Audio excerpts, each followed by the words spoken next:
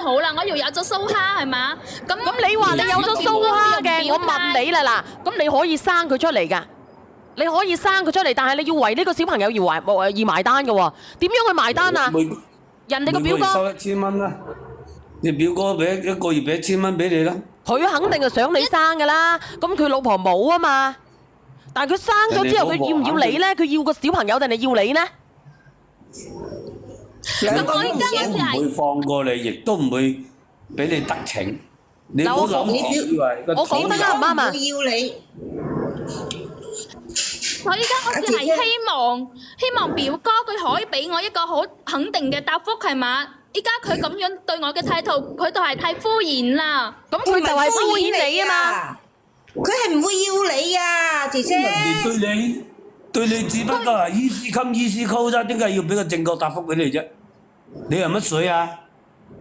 佢個小朋友佢可以要，我覺得佢小朋友咧佢可以要，佢喺度同你咧打啞謎啊！所以即係佢係想要個細路仔，唔要我。擺明就係啦。哦，呢個廚星咧，佢打咗啊，花錢上嚟打字嚇，犀利啊！呢個廚星嚇。阿姐姐擺明係啦，佢一路都唔俾個答案你，佢肯定唔會同個老婆分開。如果係咁嘅話，我憑乜嘢要同佢生個細路仔啊？佢又俾唔到名分我。你自己去考慮啦。俾唔到名分你係正常啦，姐姐。佢攞你憑咩俾名分你啊？佢係咪攞去啊？咁我如果我係為咗喺度佢，如果我生咗呢個細路仔，咁佢肯定要俾個名分我啦。而家佢如果係咁樣嘅話，佢就係要個細路仔唔要我，咁我係咪應該係個細路仔唔要咗啊？姐姐你自己親口講嘅，如果你生咗之後，你要佢俾個名分你，俾咩名分你？你自己講。你需求嘅係咩名分嗱？你自己親口講啊頭先。如果我同佢生咗個細路仔係嘛，咁我肯定係想要一個光明正大嘅身份啦。咁即係逼宮啦。咁你男朋友點啊？我先至28歲喎，唔通啊？係啊，咁你係咪逼宮啊？你依家親口承認你想要個肚，你就係想逼宮啦，係嘛？咁你上嚟做咩啊？咁啊？你有答案喺度做咩啫？咁你都想逼宮喎，你自己都知噶啦，你仲上嚟問小娟做乜啫？你生完之後，你抱埋個 B 去佢屋企，跪喺門口度，咪逼宮咯？做咩唔得啊？咁就如果係咁嘅話，又太難睇啦。你自己又要面，又想個男人幫你擺平件事，得唔得㗎，姐姐？嚇！你諗住攞住個肚喺度，你自己又死要面，你又想個男人出面同你擺平件事，你想借個男人嘅刀搞掂佢老婆啊？即係我平時都有講過一句嘅，佢肯定要負責任㗎，係嘛？姐姐，我就係想佢負責任，大家都有講過一句，你收聲。你首先你都未明白你個對手，你都唔知道人哋個老婆點解到今時今日，哪怕我冇得生，我都仲可以屹立不倒啊！豬，你係咪個豬佬嚟㗎？人哋冇得生，人哋去做試管，人哋哪怕同你喺呢度偷偷摸摸，人哋都唔劈低個老婆，你就知道人哋個老婆幾有牙力㗎啦，懵婆！但係佢老婆啊，又係冇咩銀紙嘅喎，自己又冇得生，係嘛？我可以生啦，知唔知咧？我就係要我老婆啊！生，我就唔要你，或者咧可以去冇留子。其實我知道我有個蘇蝦嘅時候，我已經偷偷地去出過佢嘅家底啦。佢屋企係冇咩家底㗎，冇咩銀紙㗎喎。你好多家底咩？你好多家底咩？你嗰個所謂嘅親戚表哥，佢間直播公司有幾多錢身家？你係話我表哥男朋友嘅表哥啊？你依家個老細啊，唔好講表哥啦。你同你個前男友未結婚嘅，你叫咩表哥啊？表跳毛啊？做千嚟正宗嚟講，佢係你老細。一年嘅話就1000皮咁咯。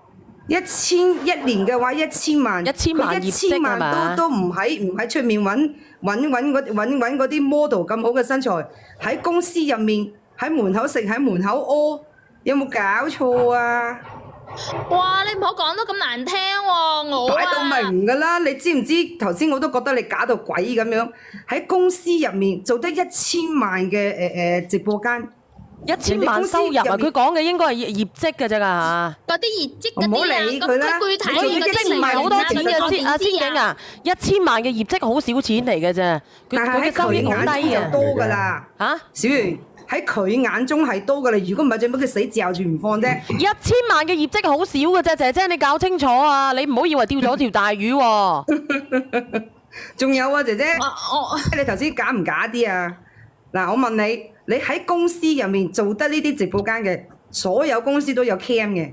你話你喺公司嗰度你冇飲百加一，然之後同人哋喺度亂整嚟整去，你真係唔驚人哋第日嗰啲監控播翻轉頭㗎？仲有一樣嘢喎，你話你自己身家清白，你頭先自己親口講嘅喎，我同我嘅老細好有默契啊！間公司冇人嘅時候咧，你哋就行埋一齊。咁正常嚟講，如果你真係唔中意佢嘅，點解你一落班唔即刻教佢走？唔驚嘅咩？你自己講嘢都前言不對後語。你對於嗰個淨係發紅包俾你嘅男人，你都可以扮豬食老虎，匿喺你男朋友後面，然之後咧激怒到你男朋友揼佢一餐，仲要入去坐。你對嗰個發紅包嘅人可以拒之於門外，但係對於呢一個老細，你係將就。你叫人點信你唔係拜金啊，姐姐！你講嘢前言對翻後語啊嘛！咩張就啊！你頭先講嘅嗰啲咩小眼嗰啲咩加咩控嗰啲，佢辦公室係冇噶喎，我哋睇過噶啦。喐之前係咪我哋又唔係傻嘅？講埋呢啲嘢。姐姐，直講即係話你有你有嗱，你話嗱阿姐姐啊，真係冇噶嘛？姐姐啊，你講下，其實呢個仙境已經將咗個乜嘢？人哋裝咗個雷俾你埋咗喺度啦，姐姐。你點解你咁傻嘅啫？人哋問你，你話唔係故意嘅，話人呢個男嘅佢侵咩嘢犯你？你而家咧，你又話俾人知你睇過睇過人哋個辦公室冇攝像頭啦。咁你而家咧就喺度不打自招，你明唔明啊，姐姐？你仲好意思講落去嘅？唔好講啦！我知道我話啱俾佢。所以呢個仙境咁衰就喺度出我話。你如果唔係有預謀，你點會留意啲 cam 喺邊度咧？你點會避開啲 cam 先得噶，姐姐？姐姐，如果你唔係有心啊，同個男朋友嘅表哥啊，阿仙境都套唔到你話啦。你有乜理由會 check 下啲有冇 cam 有冇剩㗎？冇可能㗎係嘛？咁你對於嗰個抗拒嘅，你可以搞到你嘅男朋友揼到人哋頭都爆入去坐。咁鬼死抗拒，對於呢個你又將就唔抗拒，你講得過自己都講唔過我哋啦，係嘛？嗱，仲有嗱，我阿靚女，我講一句，阿仙境嗱，你覺得會唔會？如果佢同佢男朋友表哥一齊，佢男朋友一定唔會放過佢，因為佢男朋友為咗佢入咗去1年。唔會啊，姐姐，你唔想出人命嘅話咧？嗱，真係會㗎。咁依家你哋話我點算啦？唔好喺呢度啊，講埋以前嗰啲嘢啦，嘥時間，直接話我知我應該點算好唔好？咁最好嘅方法咧就係同兩個都講拜拜，然之後咧著草咯，揾個下一家咯。係啦。咁如果你話唔得嘅，咁你話我掉咗個西瓜咧，我仲要執嚿芝麻嘅，咁你就同呢個男朋友表哥撇清關係，然之後一心一意同佢咯，唔好勾搭咯。咁你忍唔忍得住先？除咗表哥，仲有表伯、表叔㗎，哎呀！你個細路仔幾個月啊？而家三個月啦。哇，咁大！3個月咪生埋佢咯，跟住你睇下人哋係咪去冇留子咯？如果唔係嘅，你咪1個月攞少少贍養費啊！我朋友啱啱追討咗撫養費1500蚊。撫養費幾多啊？1個月1500啊？係，我朋友佢啱啱辦咗個呢個咩嘢某院判咗，又俾1500蚊， 1個月1500蚊咁少，我你個朋友出咗咩事啊？你個朋友仔咩？高㗎啦！我唔知道你嗰度嚇，我哋係廣州1500蚊。點解嘅？我想問你一個問題啊，點解會1500嘅？咩問題啊？佢係嚟嘅，佢係分開咁啊！阿媽咪攞翻個撫養權，咁啊，佢爸爸每個月要俾1500蚊撫養費。我哋廣州，我唔知姐姐喺邊度嚇。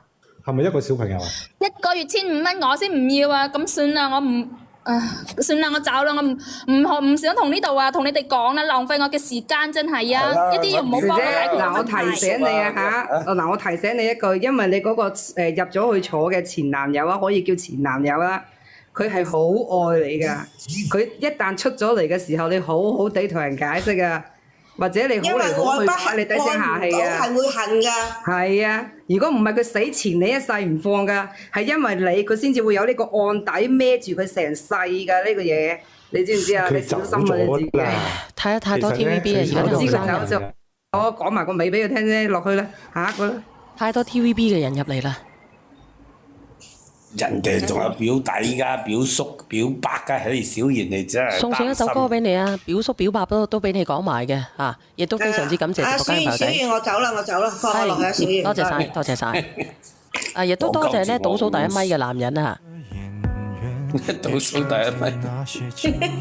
哦，倒數第一咪，係冇錯。放我落去。有請下一個有故事嘅朋友仔啊！如果你有故事嘅，歡迎連咪嚇。如果直播間嘅朋友仔呢，因為今日中午呢，小圓姐姐呢會去另外一個地方啊，要去山東嘅要去東北嘅咩墾嗰度呢，賣嗰個咩黃芪同埋嗰個野生嘅黨啊，所以直播間嘅朋友仔要人心嘅，記得關注小圓姐姐嘅直播間。我就死啦！警告，俾人哋警告，中午。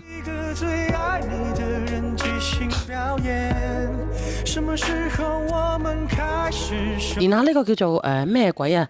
路長之馬嘅朋友仔嚇，你好啊，路長之馬，路長之馬，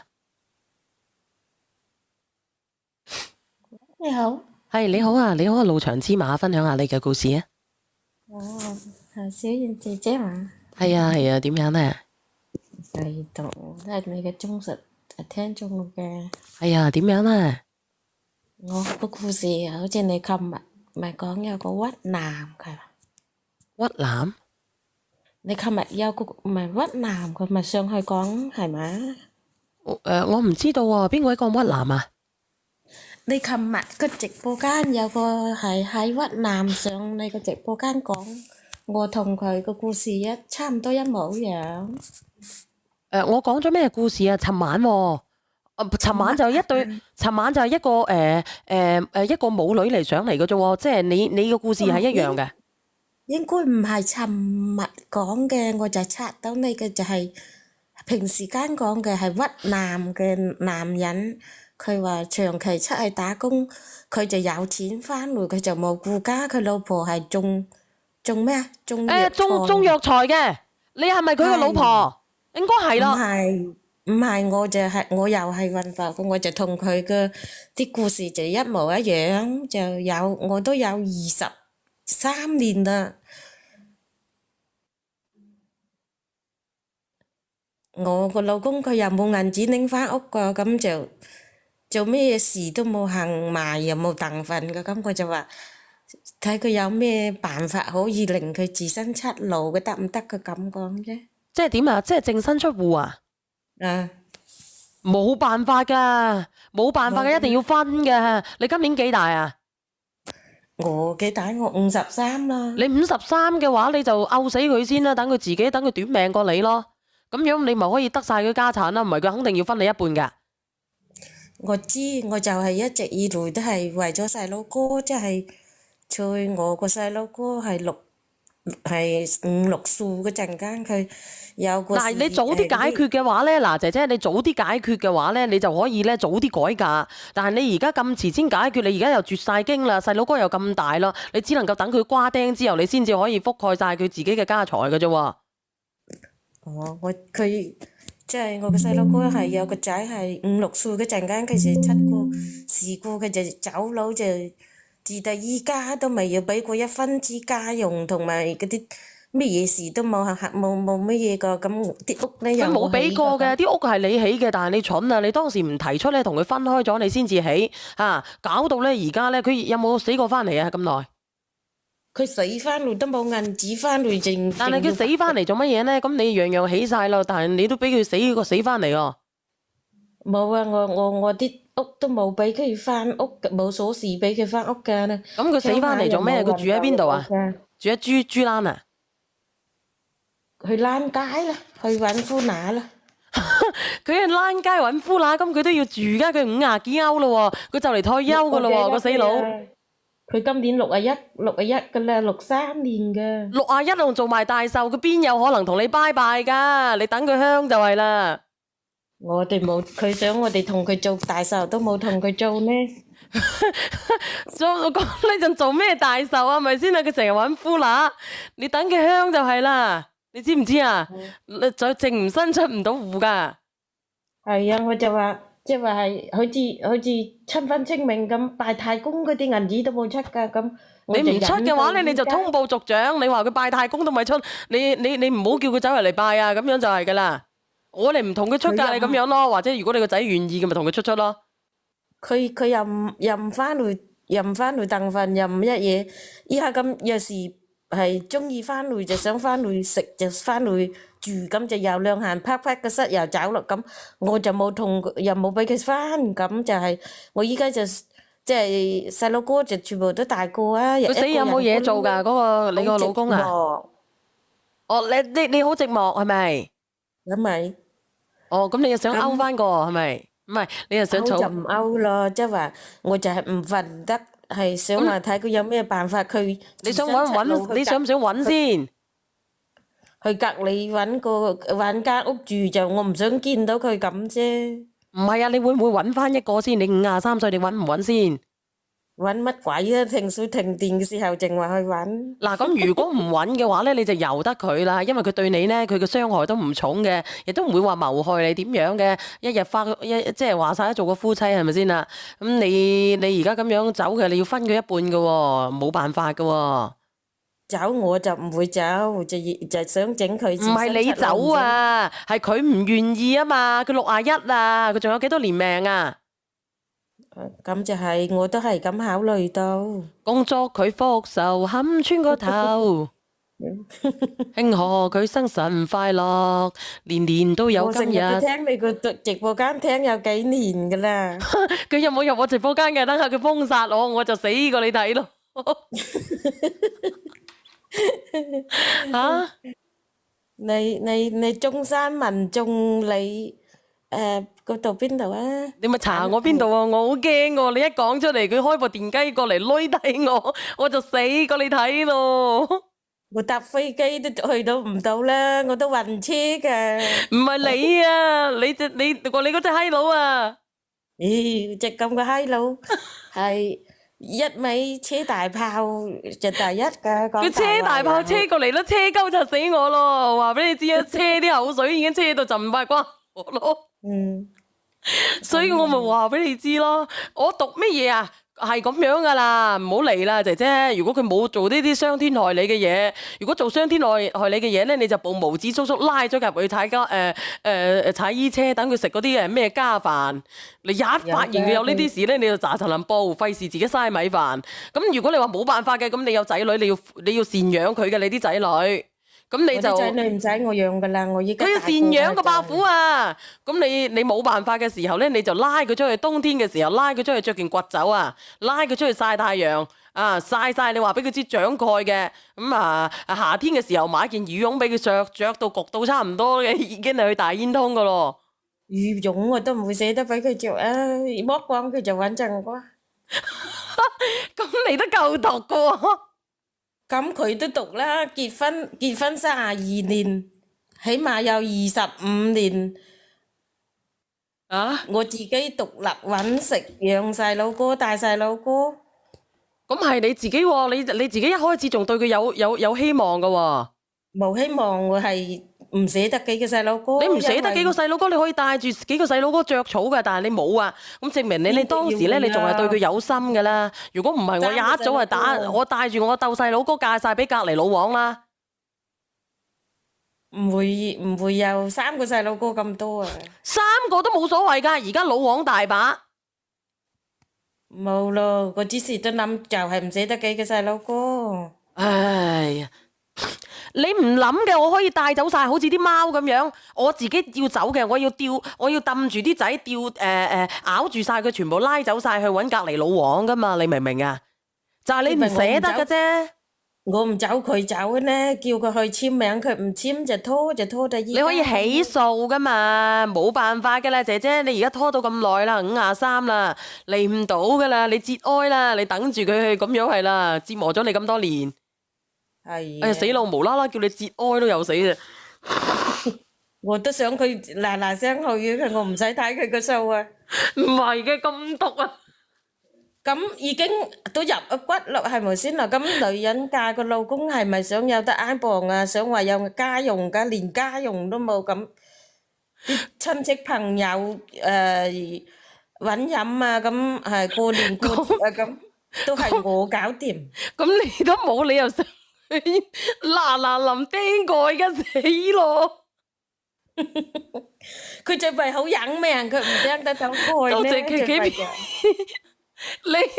你仲話佢好命釘唔到蓋啊？咁你叫我點算？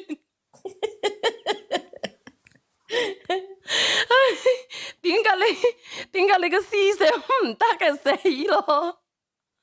我冇係話唔得，我即係話忍係咁忍，就唔想話俾人家係隔離啲咁又睇到自己咁乜嘢咁。睇到啲乜嘢啫？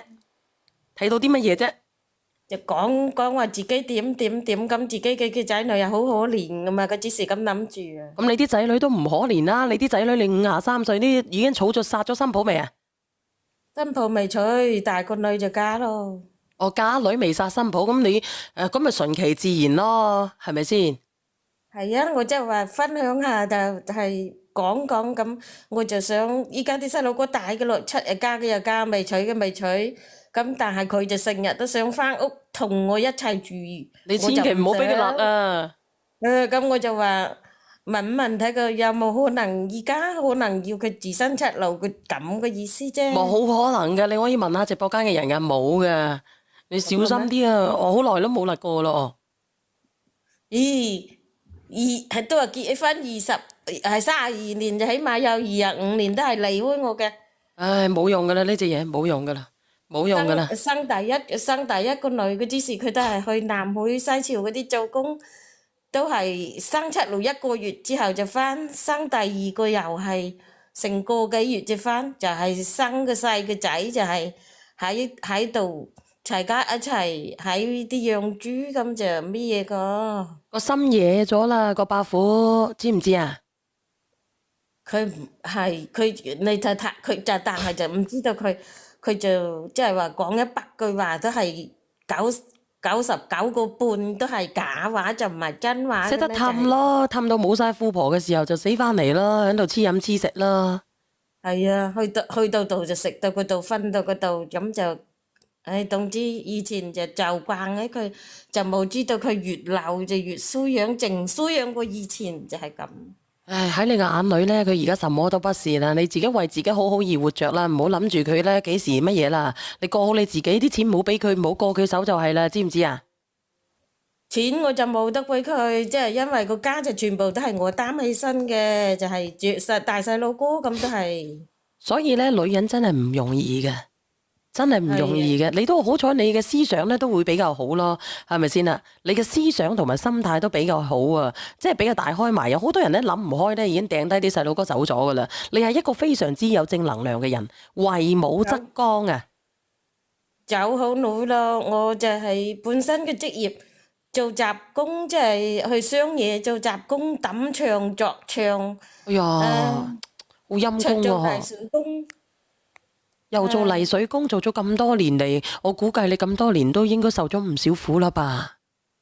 受苦又唔少，眼淚又流咗唔少，就係依家就諗住細佬哥都咁大個，好唔抵佢依下咁我整到我一諗到咧，其實我都好心酸嘅，好心酸啊！當你乜嘢咧？當你30歲嘅當你20幾歲嘅時候，你20幾歲你就去抌磚嘅啦，係咪啊？30歲，30歲啊？你個細路當時幾大啊？我個細佬哥，我22歲就生個細佬哥啦。22歲，你30歲你走去抌磚同人哋搞水泥啊！我想問下直播間嘅朋友仔呢，你30歲嘅時候呢，你做緊啲乜嘢啊？我30歲嘅時候我都唔知道原來抌磚點樣係咁辛苦嘅。抌磚抌嗰啲牆啊，即係話嗰啲牆要改牆咁，就要托隻大錘，或者拎條嗰啲衝擊磚、嗰啲電鑽係咁鑿。有陣間又要托下水泥啊，又擔下磚啊。你哋身邊有冇咁年輕嘅女仔咧，去咁樣去做㗎？一個30歲嘅女嘅，要抌住啲大磚搬上去。做到依家就即係起好啲屋咁就佢就想翻嚟住咁就覺得我就係問你咯，以前苦唔苦啊，攰唔攰啊？帶住3個細路哥，呢個發燒嘅時候，嗰個唔舒服嘅時候，我自己冬天嘅時候，爛住隻手啊，爆住隻手，我走去搬磚嘅時候，有冇諗過？之前有冇喊過啊？其實有喊過唔少，啲細路哥有時就丟低3個細路哥，最大個就係8歲，丟低喺屋企，自己就去啲遠嘅1個星期翻一次，又試過去同人哋養雞啊。去遠嘅地方啊，細佬哥8歲啫喎，咁點算啊？最大個就8歲，最大個嘅8歲，咁最細個嘅幾大啊3年抱兩啦。 ？3年抱兩，咁即係最細個嘅時候，最細個都5、6歲嘅啫喎。係啊，哦，你家婆幫你帶。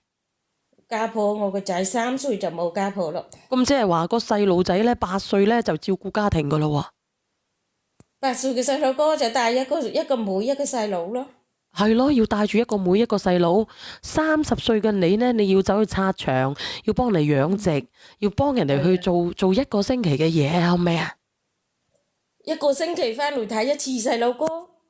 咁你咪會好掛住佢哋咯？會唔會好難過啊？見到佢哋咁樣？梗係難過啦，咁咪做咩唔難過啊？咁你唔去做，咁生活費用都冇，咁你唔去做又係咪？咁當時貴唔貴啊？當時工價都係60、70蚊，做20蚊開始做雜工啦。你聽唔聽得到啊？從20蚊開始做雜工，慢慢地去做，一個女人佢養大3個小朋友，了唔了不起啊？你唔好睇呢個姐姐仔咧喺度笑緊喎，但係講緊嘅時候咧，原來個心係可以痛㗎喎，係唔係啊20蚊一日嘅雜工就做到依家。有冇聽到啊？20蚊嘅雜工做到而家，你話下佢隻手指頭咧捱到幾骨啊？我想問下直播間嘅朋友仔，捱到幾骨啊？你有冇諗過咧？你曾經有冇諗過？因為呢個男人你拋棄咗你一個女人帶住3個小朋友，你點解可以咁了不起嘅？你點解可以托喺成片天嘅？都冇辦法㗎，開頭講嗰個要面啊嘛，自己又話唔想俾人哋睇低嘛。係啊，其實當時你都可以走嘅。你睇下，你而家你隻手會唔會靚啊？會唔會做到呢啲手爆晒嘅而家？而家都係實實嘅，你手指咁大條嘅。係點樣大條啊？啲手指好似啲男人手咁好大條，啲剁又好大隻，人哋啲女人手尖不甩係嘛？但係你冇啊！你有冇聽過一首歌？可能你唔識嘅姐姐，因為你50幾歲啊，50幾歲啦。因為咧，你從來都冇試過咧愛，原來幸福嘅家庭係幾好嘅，有人錫嘅家庭係幾好嘅。你那手指再笨拙再粗，肌膚也被佢修補。你冇啊！但係從前嗰一位亦都做唔到。係啊，隻手指好似臘腸咁大隻，係因為你長年累月去做嘢，你唔知道咧有人關心嘅感覺係點樣啊！你已經習慣咗做一個母親啊，但係呢，你從來都唔知道原來我哋係可以做一個小女人嘅，係可以俾人愛、俾人錫嘅，你知唔知啊？係，但係冇呢，就係冇人愛錫啊，就係。依家諗到咁辛苦，係起到啲屋落鄉下又起咗2層，喺雲浮又起咗3層半，咁就佢依家呢諗住年紀上咯，冇人請啦，就想翻嚟同我和好，咁我就唔肯同佢和好，佢居然嗰晚黑咁靜打喎。點打啊？打我咯。佢憑乜嘢打你啊？佢就話係話我唔同佢和好啊咩啊，佢想翻嚟白食白住啦。咁佢打你啲仔女係點樣嘅？我仔女冇喺屋企，係得個個都去做工，2個細。佢夠膽打你咧，你要強大起嚟，你要報案，你要反抗，你唔好任由佢打啊，知唔知啊？呢個媽媽好了不起啊！我最後今次就係報咗警，最上就打過3次，我就冇報警。我諗打過3次，點解你仲唔報啊？諗住要啲警察嚟隔離左右睇到自己屋企有部警車路好似隔離左右睇到唔緊要，因為衰嘅唔係你係佢，你係一個偉大嘅媽媽。同時你亦都係一個好偉大嘅女人嚟嘅。你大半世啦，你活咗大半世啦，你從來都冇為自己而活着㗎，你知唔知啊？你睇下，你講下，其實你係雲淡風輕咁講住你嘅故事，其實直播間有好多女人咧同你身同感受嘅，亦都好多朋友仔咧，其實聽到你嘅故事，佢哋自己亦都係有咁樣嘅經歷，其實佢哋喺度哭泣緊嘅，係喊緊啊！你知唔知啊？為你嘅辛勤，為你嘅偉大，為自己嘅遭遇而為咗你嘅遭遇而哭泣。你知唔知啊？其實我差多我自己都難受出嚟。雖然我冇你咁樣嘅經歷，但係你就係我媽媽嘅影子。但係我媽媽會俾你幸福，因為我爸爸對我媽媽係好嘅。我媽媽咧一樣係喺好細個嘅時候咧，我媽媽咧就會離開我哋咧，去啲好遠嘅地方去幫人哋打工啦。我媽媽1.5米都唔夠。哦，我都係1.5米都唔夠。我媽媽係1.5米都唔夠嘅。然之後咧，我媽媽用10隻手指頭嚟養大我哋幾姊妹，又係好似你咁樣。1.5米都唔夠啊！係咪啊？咁但係你好叻，你好了不起啊！你識得連咪啊！你識得分享你嘅故事啊！因為我阿媽就係咁樣。我練咗好耐噶啦。啊？我練咗好多次都練唔到啊！但係今日終於都練到啦。我都有跟嗰度問你小燕姐姐，點解我練唔到上去？我又叫你拉我上去。咁我都未有乜嘢過，就後尾好耐都唔落，終於今日有好多好似你咁身身同感受嘅善良婦女嘅。我阿媽嗰隻手啊，我又俾人舉報，點解我咧？我連上嚟，我冇匿名連咪，你哋又話我講假故事。我連呢個姐姐仔上嚟，你又話我講假故事，要不斷咁樣舉報我，何故何苦何必咧？其實我唔係假故事，我係真嘅。小燕我由得佢哋啊，因為有人舉報咗我，又是第2次。世界上係咁嘅人噶啦，係嘛？係啊，不如咁樣啊，我送首歌俾你啊，加油啊，親愛嘅你，送首歌俾你啊。大家身體健康啊！我送首歌俾你啊，有首歌叫做《終生美麗》嘅。直播間嘅人都身體健康，工作順利啊！大家粉絲啊！得閒去你哋屈南食黃皮啊！我又唔識講嘢嘅，大家多多包涵啊！送首歌俾你好唔好啊？好，多謝多謝。送首歌俾你啊！呢首歌叫做《終生美麗》啊。多謝你啊！拜拜。送俾你啊！一個了不起嘅媽咪。拜拜。非常之感謝你分享你嘅故事，我係小圓。